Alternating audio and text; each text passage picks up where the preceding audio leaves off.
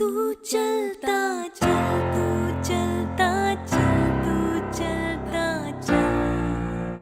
So I have one question. Okay, Arpit, tell me.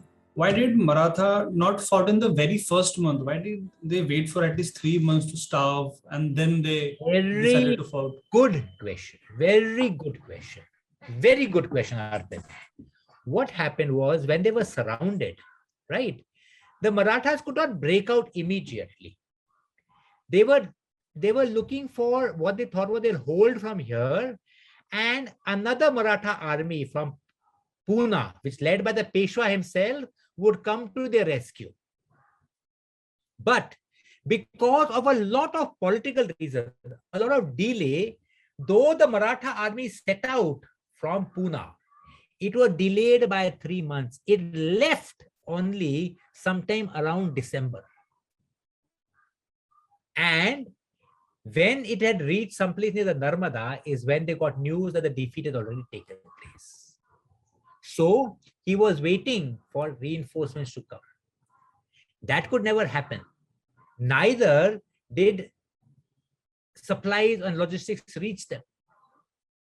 So because of that, they had to wait for 3 months. And when they realized the situation is hopeless, is when they decided to finally make a large attack. A very good question, Arpit. Well done. And so then Peshwa did fight them again, or just no? Now what happened is good. Very good question again. What happened was, after this happened, Ahmad Shah Abdali, remember, they suffered a lot of casualties. He went back to Afghanistan, and the Marathas, in just 4 or 5 years after that, they again became strong. They attacked North India, Najib-ud-Dawla and Siraj-ud-Dawla, their kingdoms, to take revenge for their help given to them. The Peshwa died. The Peshwa was so shocked because the defeat of this army was largely his mistakes also. He died within 1 year of the defeat. He died in Pune. But the Marathas recovered. But they were never as strong as they were before this battle. Sir, why didn't Marathas secure their supply lines from the natives, rulers like Rajputs, Jats, or the other one? Very good question again. The Marathas did try to secure the supply lines. But remember that map I showed you, in which I told you that they put a block behind them. So the Afghans, they had blocked the supplies from coming out there. They closed every supply route which could reach there. Then they also threatened all the local rulers. Remember, the local rulers were smaller ones, saying, if you help them, you are next in line. We'll get after you next. So one by one, they cut off their supply lines and slowly starved them into submission. But I think, sir, the Surajmal Jat from Bharatpur had tried to help him. Yes. But his request was declined. Very good. Very good. Very good indeed. Now, Surajmal Jat was the Jat ruler of Bharatpur. He actually told the Maratha general, Sadashiv Bhau, in which he said, don't go and fight them. Leave your women and children, all your heavy equipment here in my forts in Bharatpur, and then go there and just launch raids and harass them. And they will go back alone. It was very good advice. But Sadashiv Bhau, as a general himself, he was a very arrogant and high-headed man. He insulted Surajmal Jat. And then even that alliance broke up. But to give Surajmal his due, when the Marathas were retreating, he was the man who helped them most. And he helped get thousands of women and children and wounded soldiers back to safety. A very good question. Well done. Sir, first of all, thank you, sir, for the comprehensive session. It really brought in a lot of curiosity within us, and surely your objective of in motivating us to learn more history is successful. So I will now go into Q&A session. First thing, sir, that comes that, so how did you got interested in military history? And from where did you started your journey? Okay, see, actually, when I joined the I'm from Bombay. I had done my colleging in St. Xavier's College, Bombay, right? And I joined the Indian Military Academy actually purely as a whim. I was already fond of, like all you young children, I should read all those commando comics and things like that. But my interest began in those 30 or 20 odd years I spent in the army. And I began writing, I should write small articles in that. I should read up military history. And luckily, because of my travels, I could visit the place where the battles actually took place. And when you go there Sunday, you find them coming alive. So that is how I wrote my first book, in the battle that shaped Indian history, which was a collection of, which was 12 battles, 12 major battles I covered. Then I wrote 2-3 others, and my latest book, in fact, I will give you the title of the book.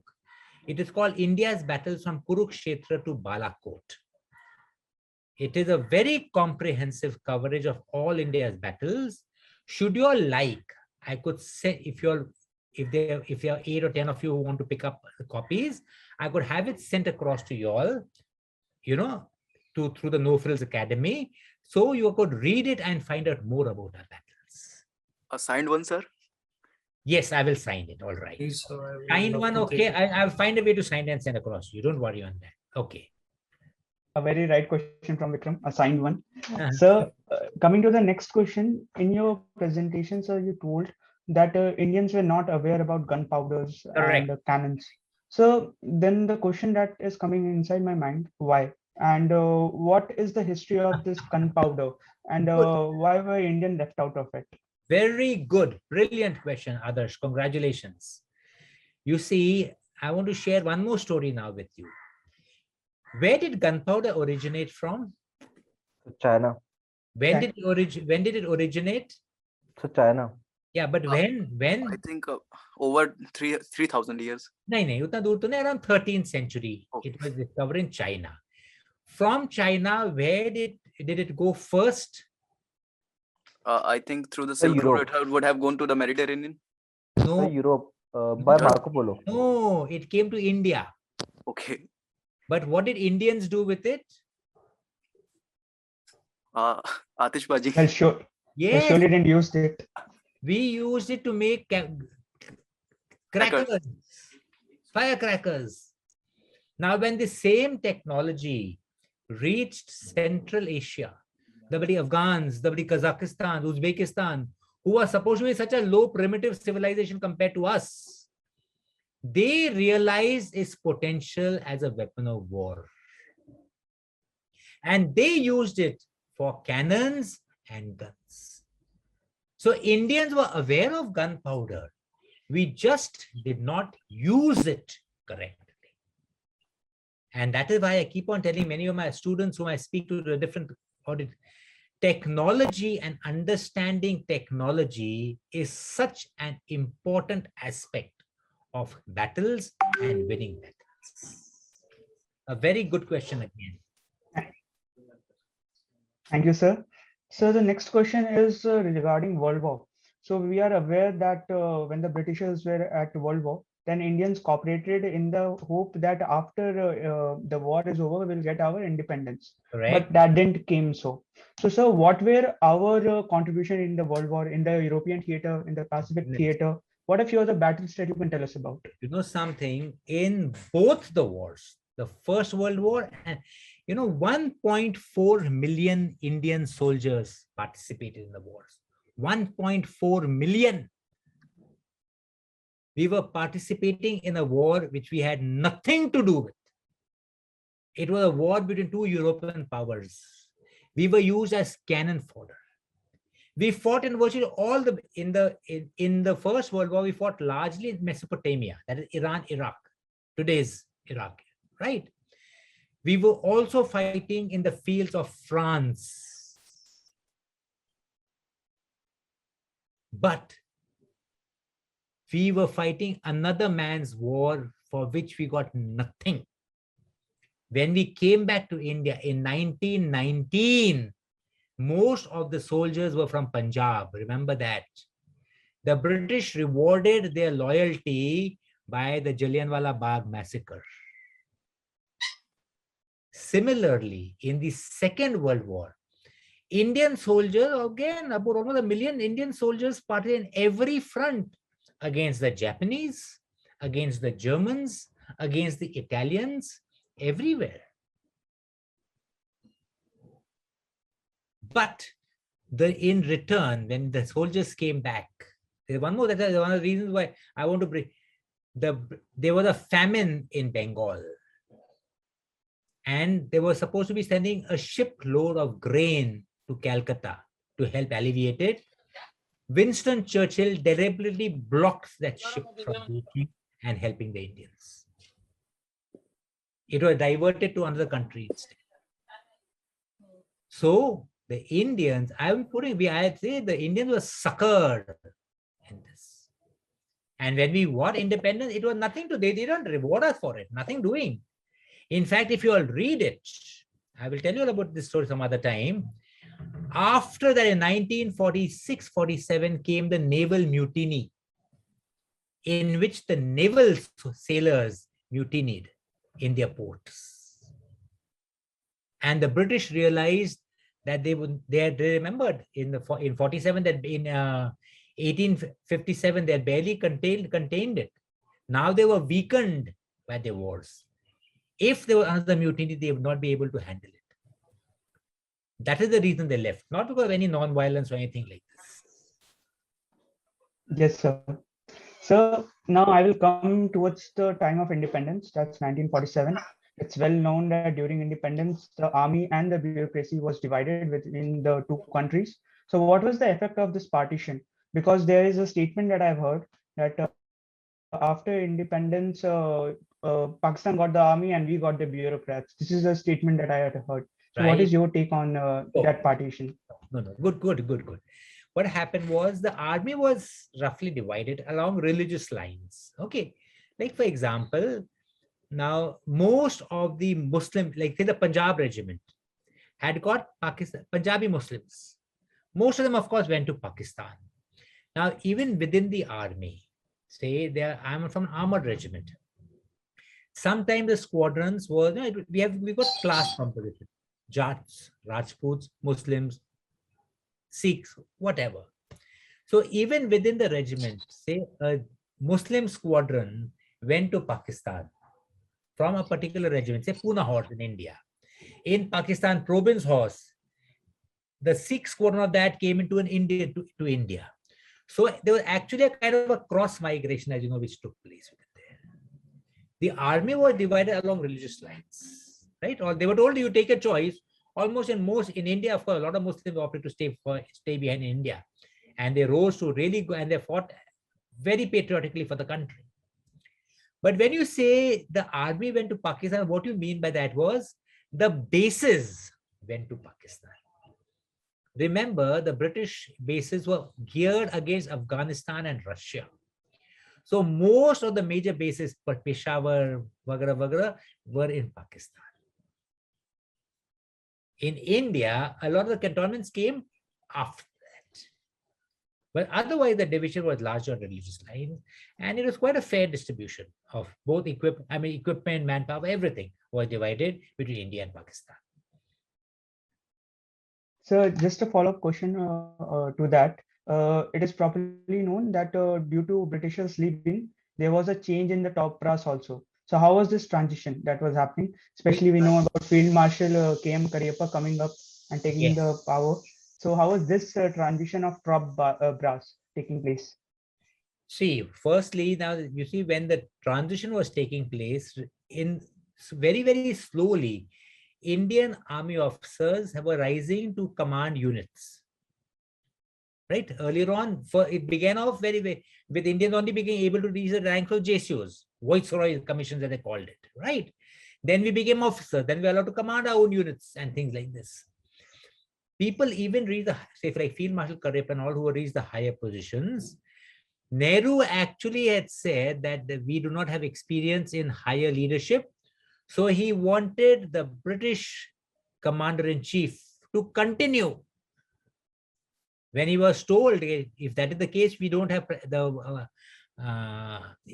he said, if that is the case, Indians don't even have practice in governance. So does that mean we got to get an outsider, British, to continue being the prime minister while we just learn?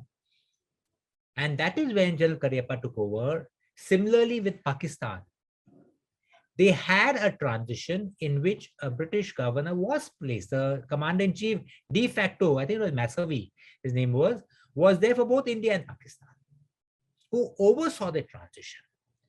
But that took place, I mean, the transition actually took place in less than about a year and a half. Luckily, we got rid of them and we became completely indigenous thereafter. Good morning, sir. Good Sir, morning. I have a question that in 1965 war, Right? Indian Navy was not put into action, Good. despite having an aircraft carrier, and in just 7 years, like just 7 years later, 6, 7 years later, we had a war in which Navy was involved. Very So, good. what might be the reasons why in 1965 government didn't allow Navy to be Very in? good. Very good. Very good. Good. Remember, at that point, the Navy was in transition, right? And both navies were not very involved. The Pakistani Navy had actually launched a raid on the Indian post in Gujarat, right? And when they launched the raid by the destroyers, they celebrated as Navy Day. The Indian Navy was not actively involved at all. Now, this had rankled for a long time. So in 71, when we were better, remember in 71, in 65, we were not prepared. The war was thrust upon us and we were still recovering from 62, right? Now in 71, when the Indian Navy came into its own, we got a missile boats, we took revenge for their raid by launching that famous raid on Karachi, in which Indian missile boats launched 2 attacks over 2 nights, destroyed 7 ships, the entire oil refinery, and put all of the port into flames. So the reason we are not used in 65 was, at that time, the Navy was not so geared up for war. Also, the political leadership didn't want to escalate the matters so much at that point of time. So there are a few questions that we have received from our aspirants. Right. One of them is from Sumit. He asks, please tell us about Operation Desert Hawk that had happened in Run of Kutch in January 1965. Was Very Pakistan able to achieve its objective Right. from this operation? Very good. Good. Very good. Very good question. Again, you guys have seen your depth of knowledge is very, very nice. Okay. You saw in 90, okay, let me tell you the background of the 65 war. Like I told you, India had been weakened by the defeat in 62.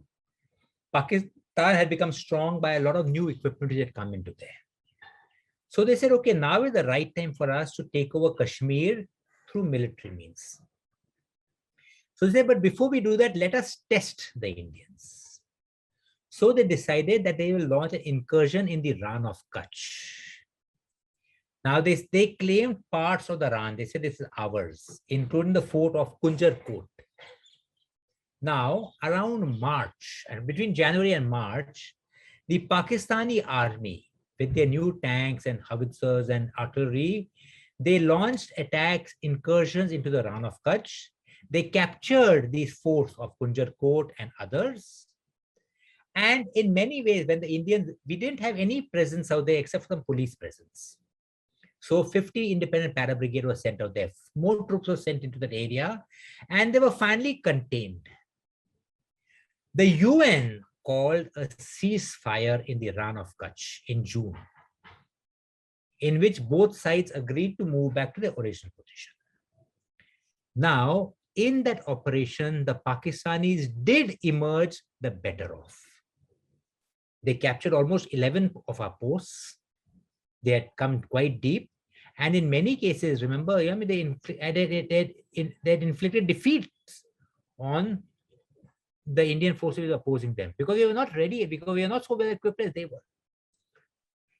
That actually rebounded the Pakistanis because now they started thinking, Baba, these Indians are too weak. Now we can do a main operation in Kashmir. So in August, they began launching operations in Kashmir to try to capture the state. But that was a different story. We were much stronger in Punjab and Kashmir. We actually halted them, and then we went into Pakistan, deep inside Pakistan towards Lahore and Sialkot. So the Gujarat operations was a precursor for the Pakistanis, in which, to give them the due, yes, they did perform and achieve most of the aims set for themselves.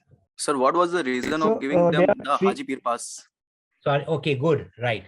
Now, a lot of people say that capture of Haji Pir was a very brilliant military operation, a simply brilliant operation. Now, a lot of people say, why did we give it back? Why did we give it back?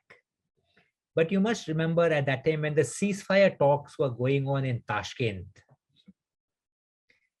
there was a lot of pressure on India to give back all the areas. The Pakistanis had only achieved one major success. They had captured the town of Khemkaran in the initial days of the war. Now, this was supposed to be, though of course it was, we had captured almost 1,500 square kilometers. The Pakistan captured about 300 square kilometers. We definitely had captured much more area than they had. But the Russians, Haji Pir was supposed to be an exchange for Khemkaran, and the Russians had built a lot of pressure on Lal Bahadur Shastri to accept it. The military people said, don't give it back. But unfortunately, we had no option, because then the state of conflict would have continued even then.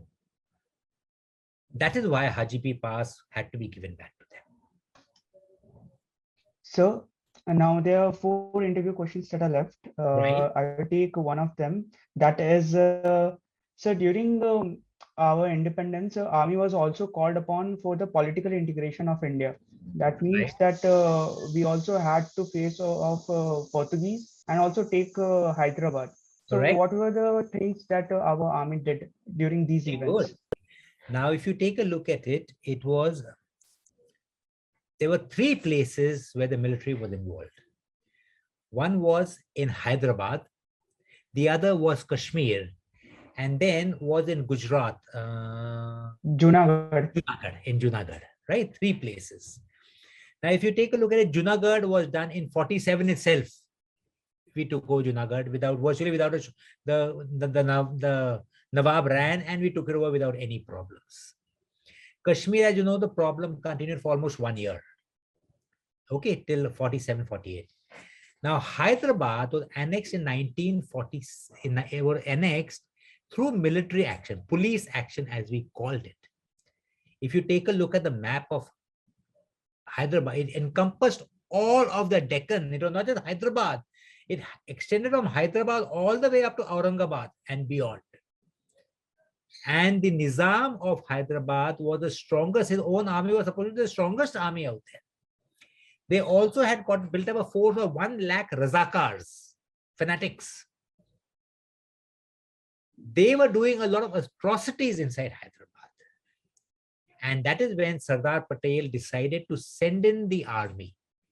And India's 1 armored division came into Hyderabad. In fact, we attacked Hyderabad from 4 sides, reached Hyderabad, where the polo grounds are there today, and forced the Nizam to accept accession into India.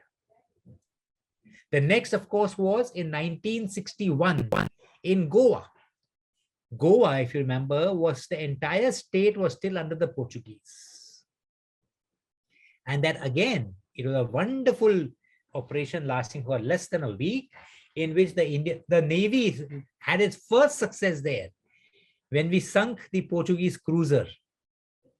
I think it was Alonso near Goa. We established a blockade over it while the army went in and took over the entire state. The entire Portuguese army surrendered to us. So yes, in integration too, the army has helped in the integration of all the states into India. Thank you, sir. Sir, the next question is about 1962. So it's properly known that we lost that war, and it was a very crucial war in order to revamp the military for the 1965 war. So what were the lessons that were taken, and how was the army prepared for the next war? Well, firstly, look back upon the defeat of 1962 as the best thing that happened to the Indian military and the Indian politicians. Because before that, the politicians were of the opinion that the army is not required. They said, we are a peace-loving nation, nobody want to attack us, we don't need the army, police will do the job. That was what Nehru's idea was. The army, even when it was there, was doing only peacetime duties. We were making cantonments, we were making buildings, we were planting trees and things like that. Now, the politicians were imposing their will on the army. They had Nehru impose what you call the so-called the forward policy, in which the general said, no, we don't want it. It is not the correct thing to do. In which he and the defense minister Krishna Menon insisted upon it. So the advice of the army was not being taken. When that defeat happened, they finally realized that we need an army. We can't possibly continue saying we are peace-loving and nobody will harm us and things like this. And that is what set us on the road to modernization. It was after that we learned a lesson. The army more, we focus on training, we focus on professionalism, we focus on getting equipment, on modernizing the army. And that is why just 9 years after this crushing defeat, India had its most brilliant campaign in the 71 war. Yes, sir. So the next question is about it is about the Indo-Russia bond. The thing is that we had to modernize, and we were also in the midst of a Cold War, especially during 1971. So, and today it's properly talked about that we have a very strong bond with our Russian partners. So what is the history of this bond? From where can we trace it back to? See, now India, you see, again, India was supposedly non-aligned. We didn't want to go to anybody. The US was very anti-India. In fact, in the year of 1971, the duo of Kissinger and Nixon, they hated the Indians and Mrs. Gandhi personally. So one of the things is when Mrs. Gandhi, they were supporting Pakistan, very actively supporting Pakistan, even China. Now, when Mrs. Gandhi went to Russia, I beg your pardon, to Washington, she was snubbed by both Kissinger and Nixon. And then she came back is when they decided that we shall tilt towards the Russians. So in 1971, mid-71, we signed the Treaty of Friendship and Cooperation with Russia. And since then, Russia actually has been one of our strongest and greatest friends. Yes, sir. That they helped, you see, they helped us when the US 7th Fleet came in 71 war. They activated their own fleet. They have helped us with equipment thereafter. They have been supportive of us in the United Nations. They have been a very good friend to us. I have last two questions that has been sent to us. After that, we'll open the session to our audience. One question has been sent by Moin. Why only Bengal, Bombay, and Madras presidencies were made into sappers/engineers in the Indian Army? PS, this is the question that was asked to me by my interviewing officer in SSB. So supposedly his interview officer had asked him this. Very good, very good. Okay. You see, remember when the British came in there, they had gone there, they had landed by ports. The major ports in India was Bombay. In the east, it was Madras and Calcutta, right? So the three presidencies were established out there. Now, when the group of engineers was established, to give it distinct groupings, they called it the Bombay sappers, the Madras sappers, and the Bengal sappers.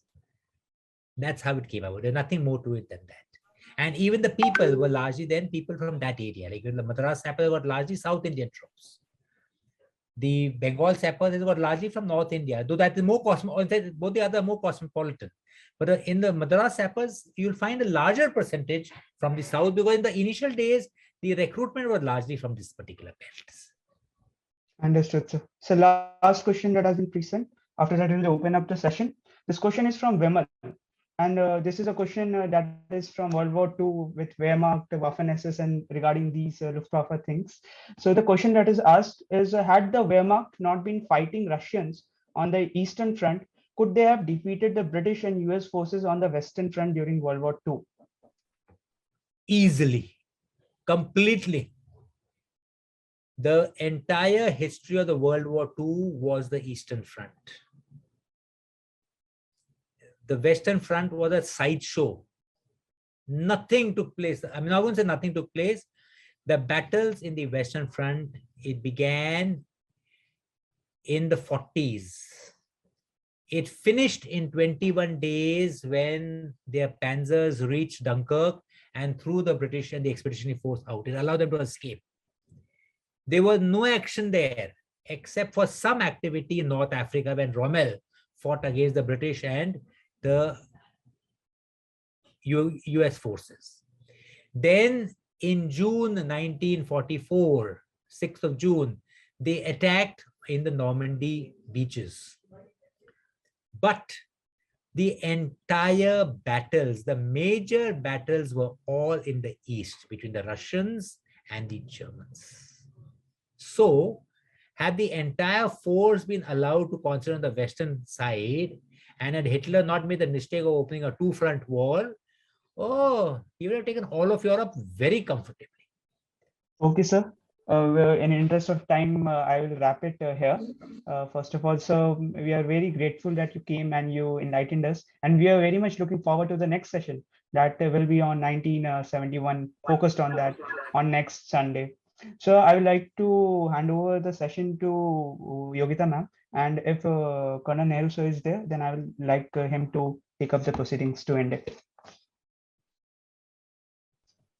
So thank you very much for the session which you held for us, enlightening all of us, including me, a lot, taking us right from Mahabharat and bringing us to the 71 stage and getting us primed to, you know, be eager to listen to the things which you will be telling us in your next section. On behalf of entire No Frills Academy, I want to thank you from my heart. And so we are not just at Meerut, you know, we are an online setup. So we are spread over all over. There will be people next week also who are there with No Frills Academy. So that's how it is, sir. So it's a great session, sir. Interaction with you has always been a great experience. Though our interaction in staff college was more restricted to the tennis court, but you know, you've been a scholar, I've been more of a sports guy. So we are getting inspired from each other, and of course, we wish you a lot of luck in the job you're doing. And we'll talk more, sir, after you take our next session. Thank you very much, sir. Thanks a lot. No, what you could do, Nehru, also share my, like I've told others, you could share my that we will do, sir. That we will do. Any queries they have got, I will be happy to take it on then. Huh?